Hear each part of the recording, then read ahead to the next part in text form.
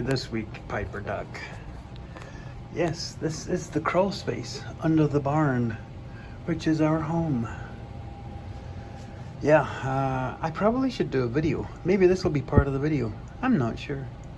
Our house has been quite the journey. Between us picking up the old house, turning it, renovating it with the budget we had to work with, and then finally when we could swing a budget at the house, cutting the top off of it and building our forever home.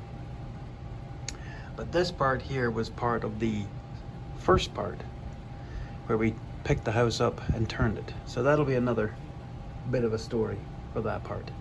What are we doing today? Well, as I'll probably either have covered already or I'm covering now, we've had a right good rain. After the end of June, I think it was, this is the next biggest rain we've had this year. We've only had 2 main rain events this year. So yeah, we're well over an inch of rain outside. So instead of mucking around other jobs, I can do this. So we are vacuuming up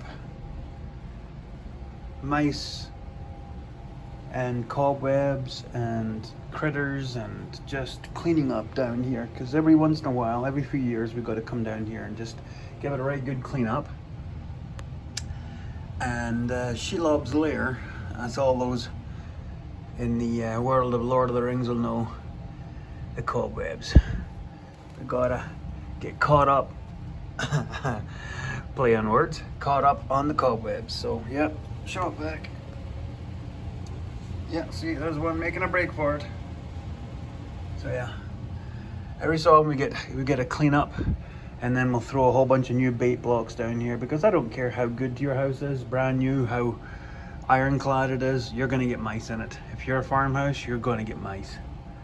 So yeah, I've got one of those drywallers bags inside the shop vac. That way no dust gets back out of it. That's why I'm not wearing a mask, because it's got one of those HEPA bags in there. So yeah. Whew. And yes, it would be great to have a crawl basement under our house. The reason why it's only a crawl space is because the water table is directly underneath us. There was a basement underneath the house originally, but yeah, it flooded all the time.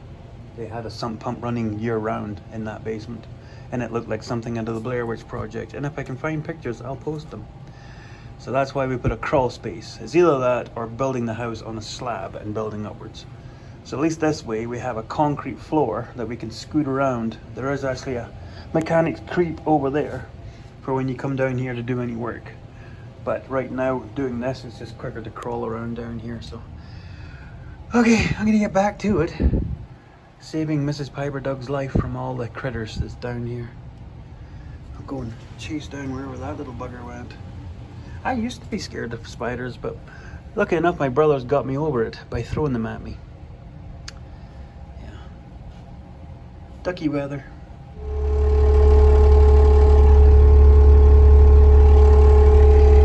Welcome back.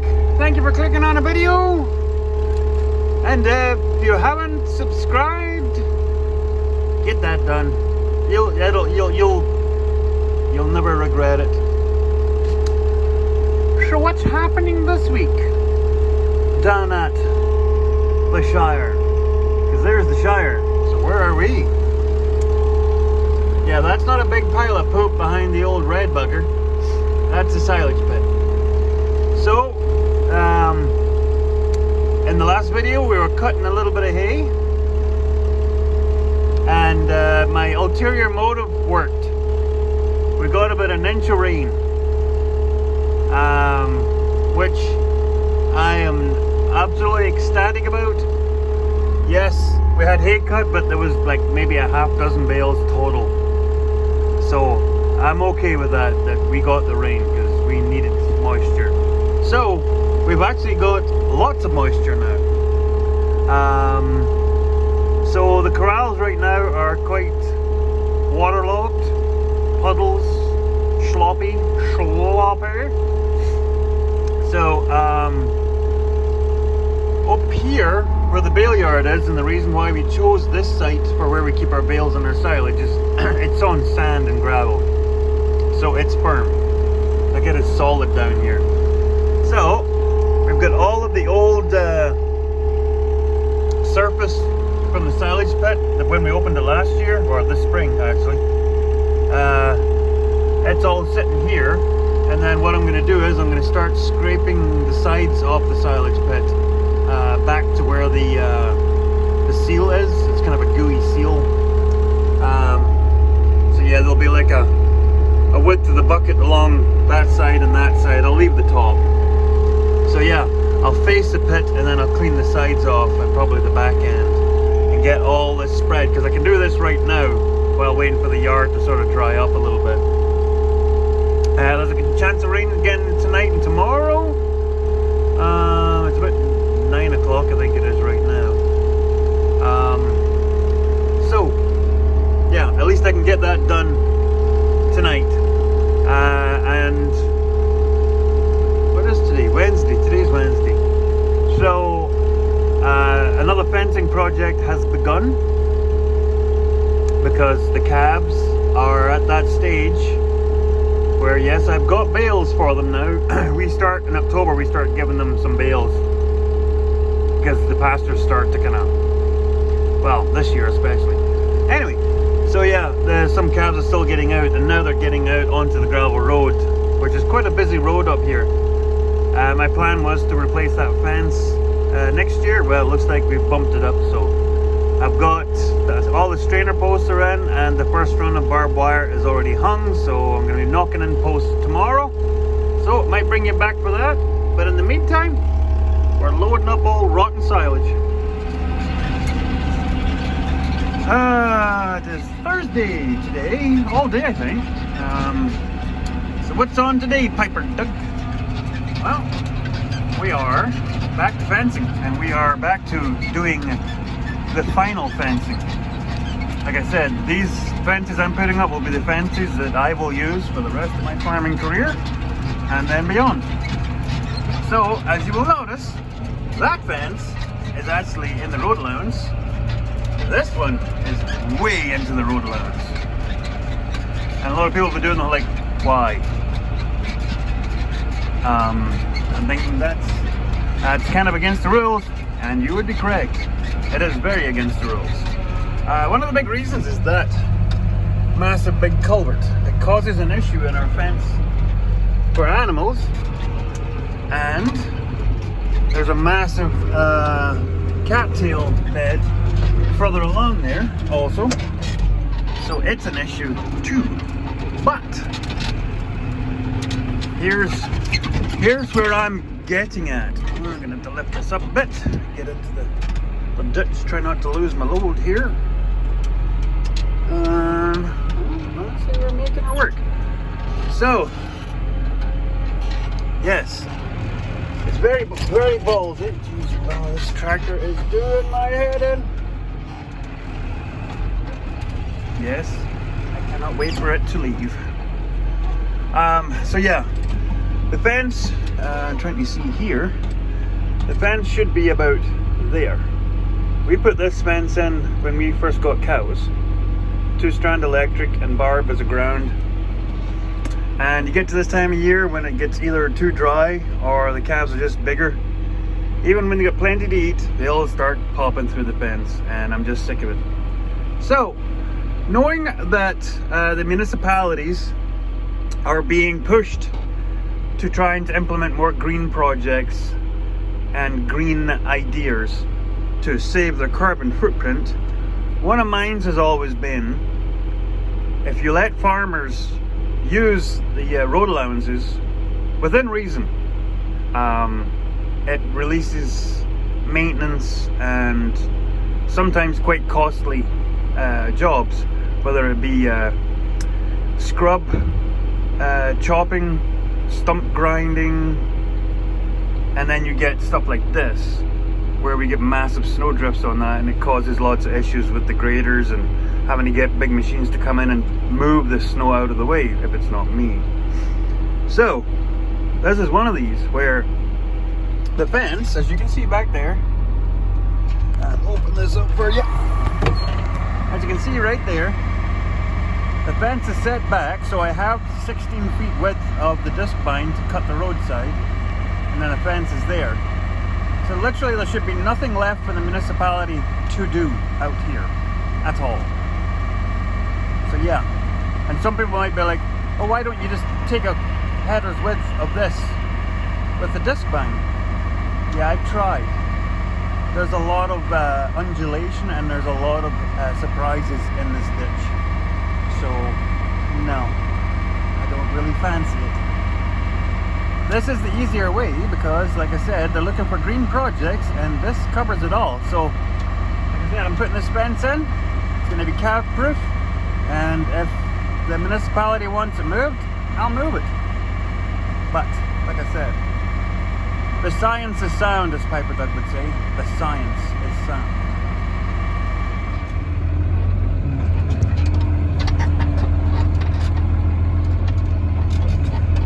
Here's one for you. Try and back up a post pounder and film at the same time. You got skills. Try that. Well, that's not bad. Quarter mile of posts put in by myself. That's a lot of step aerobics. Woo! Yep. Put a post every 5 steps, and that's like normal human being steps, not Piper Doug steps. So I have to watch it don't do that. And most might be thinking, why didn't you take the old fence down? Because there's cows in there. So yeah, when we get the 4-strand barb up, or at least 3-strand barb up, there's a strand of barb on one half of the fence. I'll use that, and then once the 4 strands are complete, then one of those electric lines will go on top of this barbed wire fence, and then there'll be just 1 strand of electric. I'm still toying with the idea with an R, of putting little buttresses every 2 or 3 posts sticking out halfway down the post, and putting the second power wire out there. That way to stop the little calves trying to reach through the barbed wire fence, because we've actually had some dumb calves squeeze through a barbed wire fence, get cut. Swear to gosh, calves are the teenagers of the bovine world. They are. They gotta test the limits, they gotta break the rules, they gotta push the boundaries. Put them in a lovely field, you give them bales.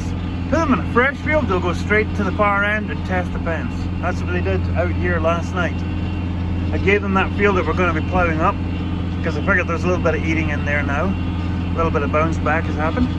Yep, they went straight over and started pushing the gate. Now the gate is chained, but yeah, they were trying to push the head through the gate. Why? There's nothing there to eat.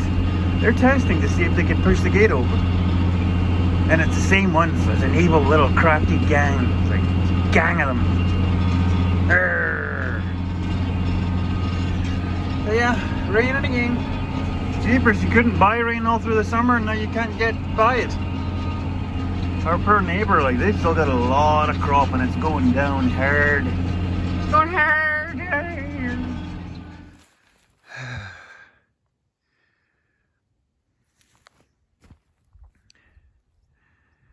It's a thing of beauty. Yeah. Well, 1 strand of barb is already pulled, tensioned, and it's nailed up 3/4 of the way. Second strand is run. It's tensioned half of the way, and it's run out the rest of the way. So we're halfway there. The coyotes are getting earlier and earlier.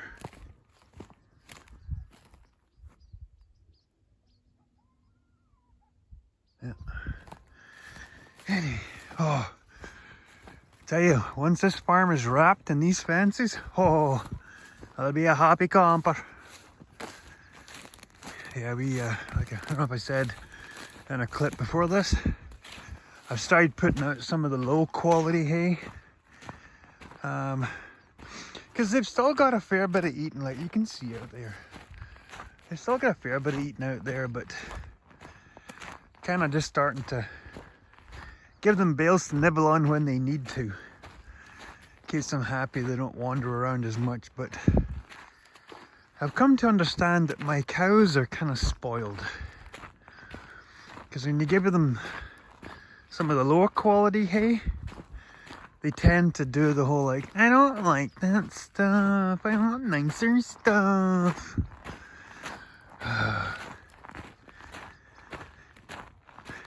I'm not to give in to them, not to give in to them.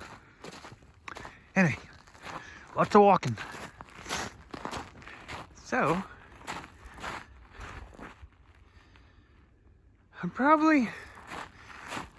I'm walking down to start nailing up the second half of the second wire. And so I'm going to take this time to address something that I probably have never talked about before on my channel. Not recently, I know that for a fact. And this is kind of personal. Some people might have made this observation already, and they're wondering, Piper Doug, why are you out in the dark working at night? The little Piper Doug secret is I don't work mornings.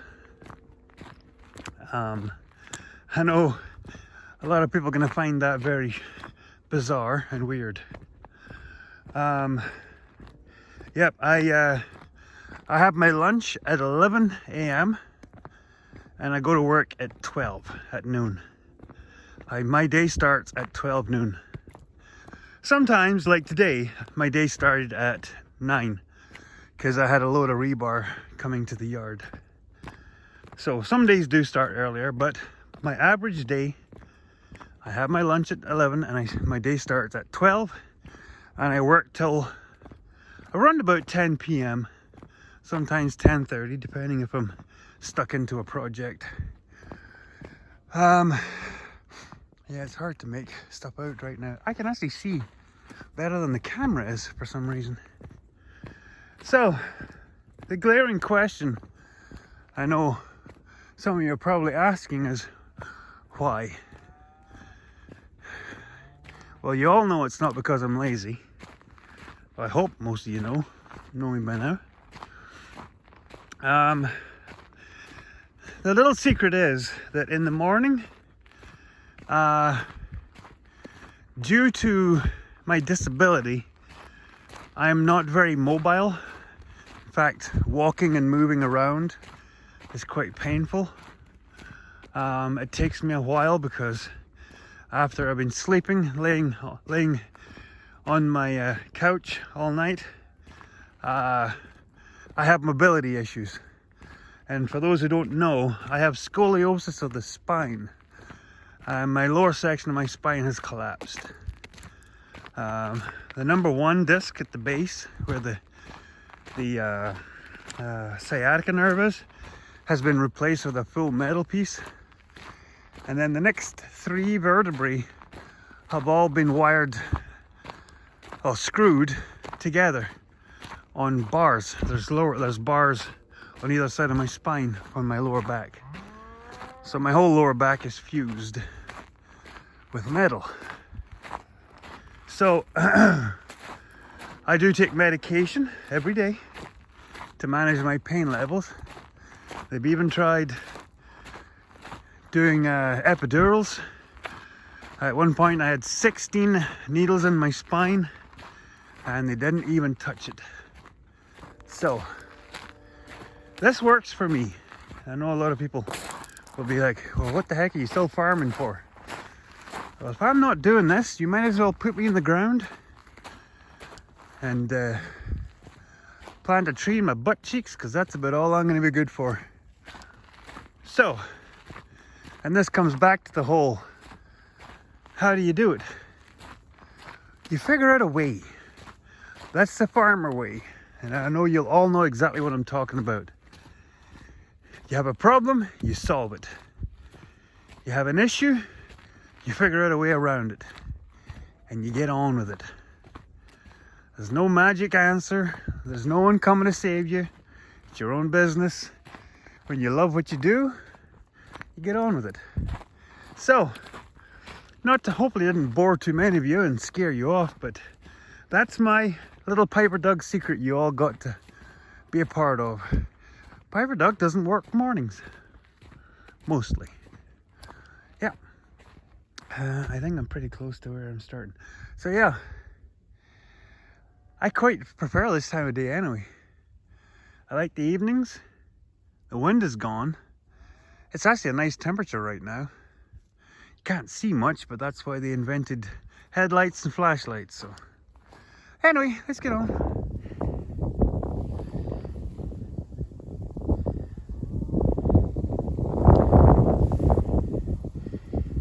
3 down, 1 more to go. I don't know if I ever covered this in videos before. Even when you're putting those double hole insulators on electric fences, but definitely when you're doing barbed wire fences, if no one ever told you this before, you put your staples in diagonally. Diagonally. I was taught that by one of the guys that used to work for my dad back in the dairy farm back in Scotland when I was a kid. And we would go fencing together because I was the lackey. So he was showing me the ropes. His name was Jimper. Jimper and Skipper. They were a great pair of guys. I learned a lot about life, not just about farming, because they would teach me little handy tips about the nuances. You know, you learn the basics about farming from your father, but the little stuff, like things to do with fixing stuff or, you know, tasks. And one of them was Jimper one day early on while we were putting up a fence, and believe you me, fences in Scotland are a lot more work than here. A straight line like that, rare, very rare. And ground without rocks, where the post stays upright, extremely rare, especially close to the coast. And yeah, he was the one that said, don't put your staples in straight up and down, because you'll split the wood. It might not seem like it right now when the posts are fresh, but as the posts dry out, they split. So yeah, I've always done that. And the more of an angle, the better, because it actually helps hold the wire. That way, if you ever have a break, it won't just take off on you. Yeah, I know. They do this in the afternoon. They get like all mad and stuff. They've got bales up there. I don't know if you saw in the previous video, I gave them a couple of bales just to keep them happy, but it's low quality, so they don't like it. You know, they like that stuff. So yeah, they come up and they bug me for a while. So yeah, I just thought I would share that because I was just, and there's the great thing about technology. As I'm fencing, and I was having a conversation with Jimper's daughter, Heather. I think she watches the videos. Hello, Heather. We grew up together. Well, she was a little bit older than me, but same village, same schools.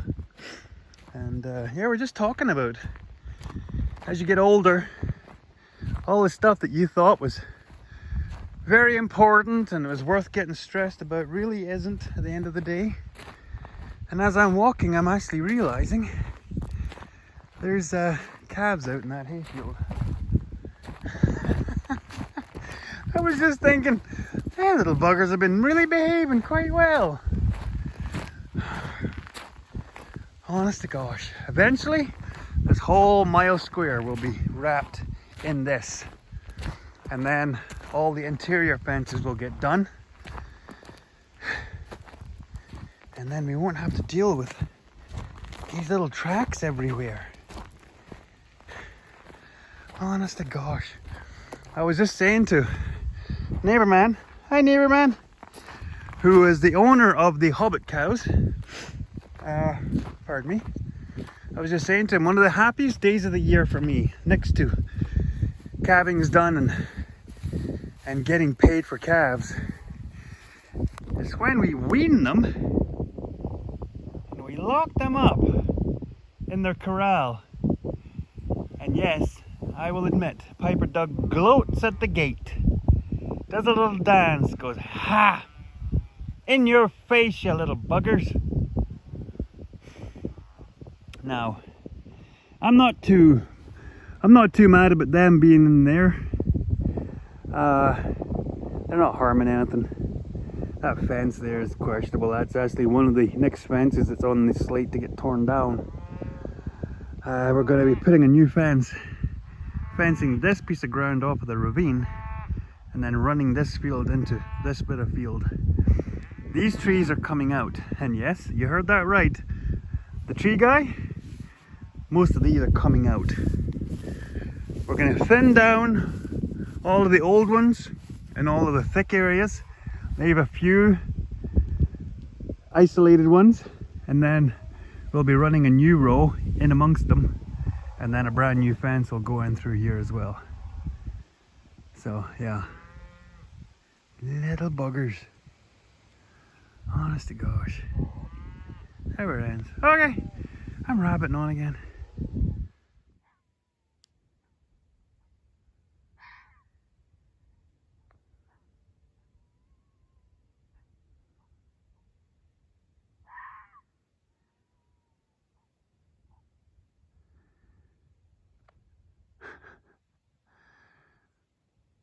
Blinking foxes scared the living crap out of me. By the way, I do have my flashlight on when I'm out here fencing.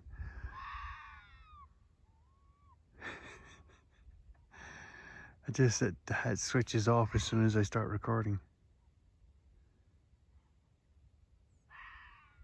Man, oh man. Imagine when the settlers moved out here first night. Heard that. They must have just absolutely went, what are we doing? Oh my gosh. There's Jupiter. Anyway, back to it. It's back! So yeah, this silage field, like in the previous video I showed cutting it, yeah, we had a bit of rain on it. And that's okay, because I don't mind having some lower quality hay kicking around just to give the cows something to nibble on. And yes, I hadn't planned on cutting this field for third cut, but because the headlands took off, you can see right there, there's some spots where there's a decent amount of stuff, and I thought, oh well, if it makes a couple of bales, that'll give us a day or two. So what can it hurt? So I'm just giving a wee toss and a flip up with the rake, because it's still fairly green, because now that we're getting cooler and shorter days, this takes way longer to set up. I'm thinking about cutting to the field here right away, which will probably be in the next video, maybe. Because the weather looks good so far. It's a little cooler, gets a little warmer in a week or so's time. So I'm hoping if I lay it down and then we get to that warmer, like high teens, it should bring it on and make some decent quality stuff. Because there's more plant material over there, and I'll show you that in a bit. So get on and make something.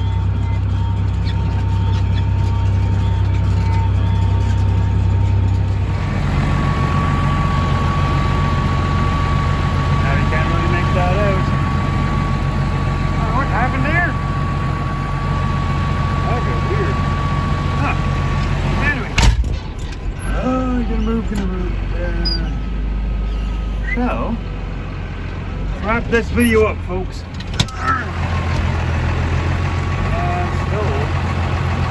there we go. So, what have we been doing? Well, as you can see, there's a gate post back there. Kind of dark, yes I know. And then there's a nice stretch of 4-strand barbed wire. But we're actually in the next quarter from the one I was working in previous videos. Because this fence straddles the 2 quarters, because here is the intersection, the half mile. And then there. And then here we go, gates. So I was talking over with Mrs. Piper Doug, and my plan is for the boundary fences, I'm going to make wooden gates. Because I always like the style of the old style British farm wooden gates. I might have had them over here too, but I can picture them from when I was little.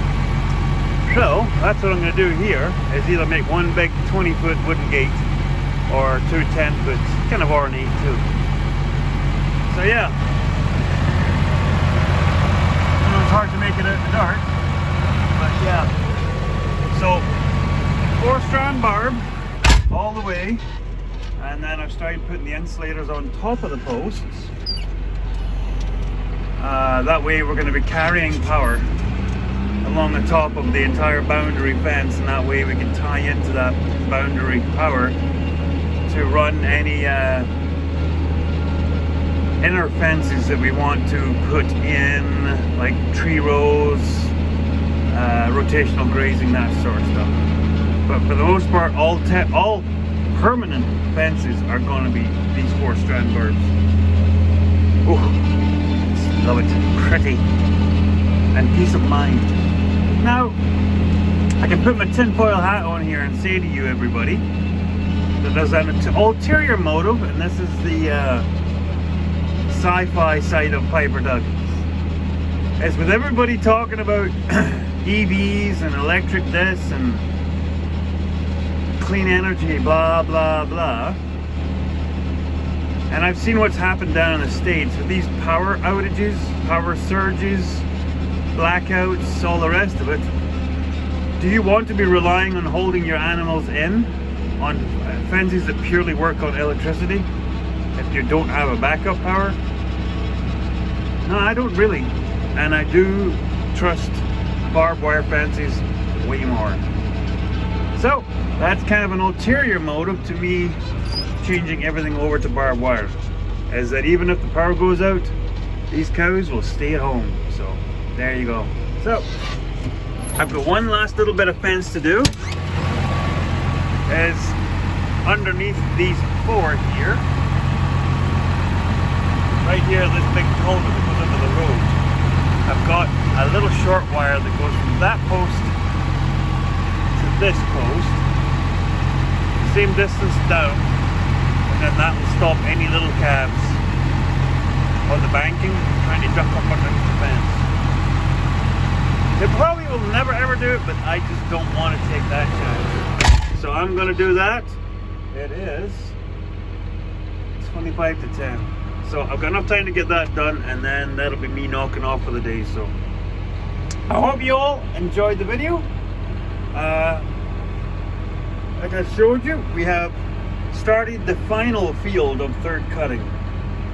So that's what I will be doing tomorrow, which you will see in the next video. Yeah, like I said to Mrs. Piper Doug, if we get a couple dozen bales out of it, I'm happy with that, because every bit of feed counts this year, and I've still got people asking for food for their coos, and anytime I can help out. And the thing with these fields here, they're not set up for grazing yet, because the fences have just got to so bad disrepair, and we want to do a whole bunch of tree clearing, like I said in one of the previous segments. So yeah, so that's where we're at with that. Might as well cut it and bale it. So, blabbing on way too long. Thank you everybody for sticking with me. I'm so happy to see the channel up over 700 subscribers. That's absolutely tremendous. The view numbers are just incredible. I'm just absolutely shocked. So thanks everybody. Thanks to all the new subscribers.